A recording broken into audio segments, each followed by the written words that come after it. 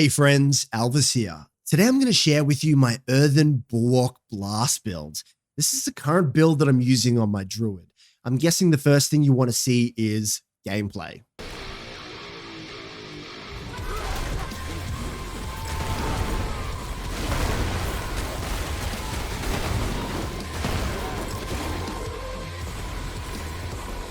Now throughout this build guide, I'm going to be showing some gameplay on the left, so you can see what's happening real time as I go over the skills. Now, I'm also going to be going over each item and the skill as we go to help you understand even better. I've also set up a heap of timestamps, so if you see something and you're like, I already know how this works, you're welcome to skip ahead. So our entire build revolves around Nature's Fury. This is at the very bottom of the table. Now, here's how Nature's Fury works. Casting an Earth skill has a 20% chance to trigger a free Storm skill, and it works the other way around. Casting a Storm skill has a 20% chance to cast a free Earth skill. Now you also need to know that that free skill is in the same category. So for example, if I use Earthen Bulwark, there's a 20% chance it'll use Cyclone Armor. If I was to say use Tornado, which is not in this build, there would be a 20% chance it would use Landslide in that category. Now, if we take a look at our first item here, when Nature's Fury's key passive triggers a free skill, your non-ultimate cooldowns of the opposite type are reduced by 12 seconds. It's very important that you have this on your amulet. If you put it on a ring, even at a max roll, it'll only be 8 seconds. Now, you also need to hit a cooldown reduction breaking point. That number is 18.8 seconds. I'll explain why. The only way you can get cooldown reduction is on your helmet, on your amulet, and on your offhand. We're not using an offhand in this build, so it has to be on your helmet and your amulet. Now, if I take these items off, my cooldown on Earthen Bulwark is 16 seconds. Now, the way Earthen Bulwark works is every time I recast Earthen Bulwark, it's going to reset the skill and do that explosion of damage. So I want to be resetting the skill as fast as possible. Now, with the 16-second cooldown and 12 seconds reduced from my amulet, there's going to be this awkward 4 seconds left over without using the ability. It's not going to work. But if you hit that cooldown breaking point, you're going to notice my cooldown is now 13 seconds. Now there's going to be 1 second left over, but you have to remember it takes about 1 second to attack. So 13 seconds is the perfect minimum amount that you need. So Nature's Fury is constantly going to be reducing the cooldowns on all of our abilities. Now on our ring, we've got basic attacks grant, in my case, 29%. It goes up to 30%. Now, attack speed is the most important stat after reaching that cooldown breaking point. The way attack speed works on this build is essentially the same as cooldown reduction. The faster I can attack, the quicker I can trigger cooldown reduction, the more often I can cast Earthen Bulwark, the more often the damage is going to come out. So attack speed is fantastic on this build. Now on my other ring, I've got deal 25% increased damage while you have a barrier active.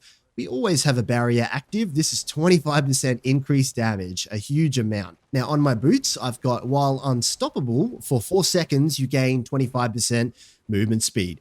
You get unstoppable from using Earthen Bulwark. I personally prefer the extra movement speed while farming dungeons. Now on my pants, I've got basic skills grant 20% damage reduction for 6 seconds. We're constantly going to be rotating between basic skills and Earthen Bulwark, so that's a flat 20% damage reduction all the time. Now on our gloves, skills deal up to, in my case, it's 18% increased damage based on your available primary resources. Lucky for us, we have no reliance on spirit. We will always have 100% spirit. Chest piece, I've got an armor buff. This is really, really important for staying alive. Again, damage reduction. On my helm, I've got gain 25% bonus amount to your next Earthen Bulwark, up to 100%. Now, you might think that this 25% bonus will also affect the damage that you do from the second tier on Earthen Bulwark. It does not. It only increases the barrier itself. So this is a completely optional space. You can put in, if you want to run something else here, you can. I'm using it because it's a little bit more defensive. Now you're also going to notice too that when I put this item on, look at the barrier on my character. I've got 3,800. If I take this off, the barrier still displays as 3,800. But if I use Earthen Bulwark, you can see I have 5,500 barrier. Now, when I put this item back on and use Earthen Bulwark again, you see now my barrier is up to 6,000. So it does increase your barrier, but it will not display in the skill tooltip. And finally, we are using the very sought after Great Staff of the Crone. Here's how this unique item works. Claw is now a storm skill, so it can trigger a cooldown reduction with Nature's Fury, but it also casts Storm Strike. Now, if we look at our skills over here, this is Claw, which is now a storm spell, and this is Storm Strike. So essentially what's happening is every time I attack, it's using both of these skills at the same time, so it's doubling the chance with each single attack to reduce the cooldown, because there's a 20% chance it's going to cast Earth Spike and trigger. Now let's go over the abilities. I'm going to save the passives at the end. So we've got 1 point into Claw. You might notice that I'm rank 7. That's from item contribution. Now I've also got 1 point into Wild Claw. Claw has a 10% chance to attack twice. And if it attacks twice, it's going to use both abilities. So just a hugely efficient skill tier. And we're going to put 1 point into Storm Strike and 1 into Fierce Storm. Storm Strike has a 50% chance to make enemies vulnerable. Now for our core skills, we're not using any at all. Now, defensive skills. We want to fully level up Earthen Bulwark, and we want to put 1 point into Innate Earthen Bulwark. This is where our damage is going to come from. And we're going to be putting 1 point into Cyclone Armor and 1 point into Innate Cyclone Armor. Enemies knocked back by Cyclone Armor guaranteed to be vulnerable for 3 seconds. As you can see, it's also on my active skill bar. The reason why it's on my active skill bar is because it has a 20% chance to cast Earthen Bulwark again.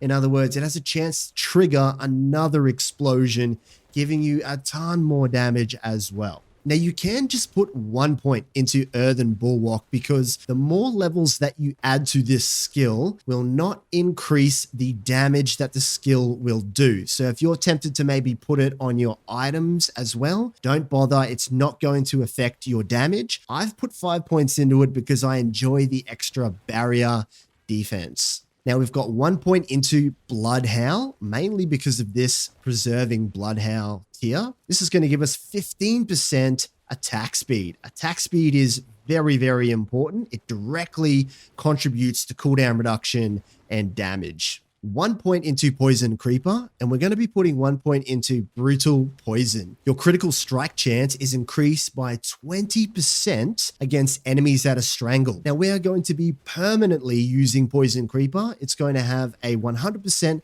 uptime because of this specific spirit boon here. It's called Pack Leader. Critical strikes have up to a 20% chance to reset the cooldown completely on your champion skills. Now we've got 1 point into Hurricane. This is going to crowd control enemies, make sure that they're slowed. We've also got 1 point into Savage Hurricane. The defense bonus of this is incredible. And finally, we've got Nature's Fury that our entire build relies on. Now we've got 3 points into Vigilance. We've only got 1 point into the previous node because resistances don't really play a big part in this game at the moment. 3 points into Crushing Earth, 3 points into Safeguard. Stone Guard, while you have Fortify for over 50% of your maximum life, your Earth skills deal 12% more damage. Now we're also putting 1 point into Neurotoxin. We're going to put 1 point into Toxic Claw. So we're synergizing these two together. And we've got 3 points into Poison Enemies take 30% additional critical strike damage, so a damage boost. 3 points into Defiance, Natural Disaster. Your Earth skills deal 12% increased damage to vulnerable enemies. Resonance, Nature Magic skills deal 12% increased damage. Quick Shift.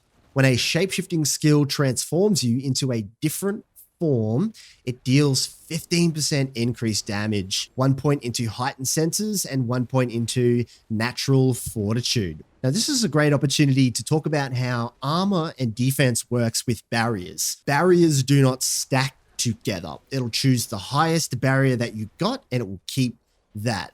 But things like armor and damage reduction apply to your barriers as well. So it will take less damage with more defensive stuff. Right, so this is where the build starts to get really interesting. So let's talk about these stats on this character. Earthen Bulwark is one of the most inconsistent and buggiest skills in the entire game in terms of displaying what's really happening with the ability. So for example, let's start off with the top. It'll say granting a barrier that absorbs 63 of your base life. Now, the way life bonuses work in this game is it's considered max life. This is added on top of base life. So you may be tempted to go and put a ton of health on all of your gear, on your Paragon points. It will not affect this whatsoever. But also, this damage is increased by barrier bonuses. So you can see on this item here, I've got 12% on the stat and 5% on the gem. If I take this off, you'll notice the damage is 9,700. Put the item back on, 9,700. It just, for some reason, does not display the bonus in the tooltip, but it works. It will increase your damage. Now, this is the most fascinating item on this character. You're going to notice that I've rolled into intelligence. Now, I do not know why this is the case. Maybe someone can explain it to me because I don't know. But if you have boots that have willpower and intelligence rolled on it, for some reason, your barrier damage goes through the roof. So, for example, if I take these boots off, my damage is 8,500. I put them on, 9,700. So you might be thinking, oh, it's the willpower that's doing that. Well, if I was to change intelligence on this pair of boots into something completely different, the damage significantly drops. Like a lot, like 500, 600 damage will be gone. With this information, you might be tempted to go, oh man, let's just put willpower and intelligence on every single item that I've got. Well, if you put this on your pants, it adds 0 contribution. Again, I have no idea why. It may just be a display thing where it won't change the number. Does not work on pants. If you put it on your gloves though, it does work, but it works significantly less. Either way, all you need to know is that if you've got a pair of boots, roll willpower and intelligence because you'll get like 1,000 more damage on your shield, 1,200 more damage on your shield. Boons, very straightforward and easy. 10% damage reduction on elites, 10% attack speed. Now I'm running 30% critical strike damage. I value the extra damage at the moment. Alternatively, you could put it into something like this. Fortify 10% of your maximum life when you use a defensive skill, which is all of the time. Or you could go for something like Masochist, which critical strikes while shapeshifting skills heal you for 3% of your maximum life. So if your barrier drops, you're going to be a little bit more defensive. Now, when it comes to the Paragon points, unfortunately, I'm not going to be going over all of the Paragon points because I haven't even personally optimized it yet. So you want to look at getting legendary nodes like Earthen Devastation. Your Earth skills deal 30% increased damage to crowd-controlled enemies. Heightened Malice. While there are 3 or more poison enemies nearby, you deal 45% increased damage. Great for AoE. The last thing that we need to talk about on this build is this guy.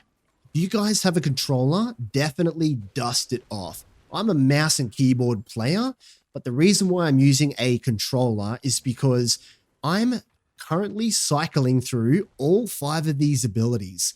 I want them to be up as soon as they're available. I want it to be casted. On a controller, all you have to do is hold down the buttons and they will activate. But on a keyboard, holding down the buttons will not work the same. So you're constantly going to be pressing all of the keys to activate them at the same time. Absolutely necessary, but it's going to make a world of difference in terms of just your quality of life while playing the game. Or else you're going to have to get your Elton John out and start start playing with some keys. Thanks so much for watching. I know you guys are going to have fun with this build. It's the funnest build in the game, in my opinion. Good luck. See you in the next one. Catch your friends. Yeah!